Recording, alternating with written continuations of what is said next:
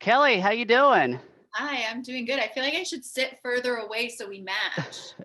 I can move back a little bit. There Let me you show go. you shirt. I love that shirt. Oh, thank you. Yeah, I absolutely love this movie. It combines a lot of, let's say, things I'm familiar with and I love, including '90s alternative music because I was a teenager in the '90s, and I'm Yeah. someone who's suffered through anxiety attacks in the past, and I feel like this movie does a great job spotlighting it. Perfect for Mental Health Awareness Month, which is May. So this movie is based on a book that's also that you wrote. It was a New York Times bestseller. It was also, I guess, an essay at college. So I guess, can you fill me in the whole backstory about how this got made?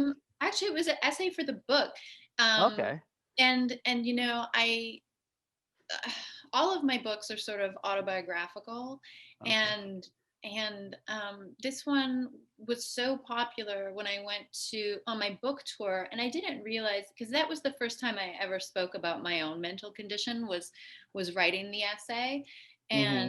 and that was a really big deal for me to sort of come out and talk about it. And I realized, the trickle down effect when I was on my book tour of how many people read that essay and how much it meant to them.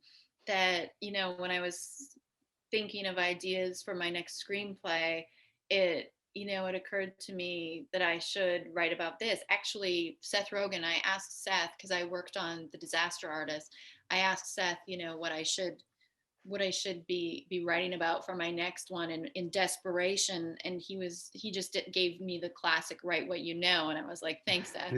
And then I went Yeah. back and then I went back and thought about this essay, and thank goodness he did say that to me that day, because I did write the script soon after. Okay. So did you actually really drop out of college at one point, like in the movie, Yeah, yeah, or yeah, I okay? dropped out of college I, numerous I times. okay, because I assumed like, oh, maybe you went back and then you wrote that essay then, you know? So. No, no, no. I mean, I went back. I think I went to four different universities and colleges, but Oh it wow. was just I just couldn't get through it. I just couldn't deal with it. And I was a Mm-hmm. good student. I got really great grades. I was just so bored, and I felt like I needed to be out and doing action. Like, I wanted to even have like small jobs. I would rather work and get money that way and learn how to write on my own, and go Mm-hmm. to, like a night class here or there, and take a screenwriting class. And so I did things like that instead, just because I couldn't sit at school and deal with school people, and I just couldn't deal with that. Well, I love that was set in 1998 in Los Angeles. You got Yeah. some great music in there: Smashing Pumpkins, Mother Love Bone, Pavement, Hole, Dinosaur Jr., just to name a few. You even had the L7 poster in the background. Did you actually Yeah. really have that in real life back in the day, or? No, I did have an L7 poster, but Yeah. my art, my production design, sorry, my production design team are friends with L7. They actually shot an L7 video with them, and they got permission to use the video, to use that poster, so they picked it up for me. Oh, that's so cool. Yeah, it's So I really. assume you were a big fan of all these different artists back in the day, you Yeah, know? absolutely. Oh my God, I listen to so much music. Music is one of the things that I think soothes me probably the most with my anxiety, Hmm. probably more than anything else, and it's the healthiest of all the vices, I think. At the same time, Oh, there's so many absolutely. there's so many things to self-medicate with, and I feel like music is probably for sure the healthiest. And I generally have music playing in my house 24/7, or Uh-huh. it's so important to me. And I listen to new artists, and I listen to artists from the 70s, and I love the 90s, and I was really happy that we got the music that we did for it. That's awesome.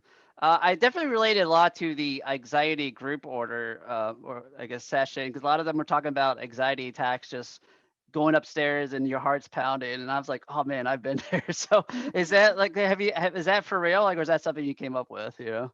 No, that was from like group therapy, all Oh, of that. really? Okay, I'm Yeah, not the only one. Yay! I can yeah, relate to that. yes, no, that's real. The armpit thing's real. The going up the stairs is real. All of it. Okay.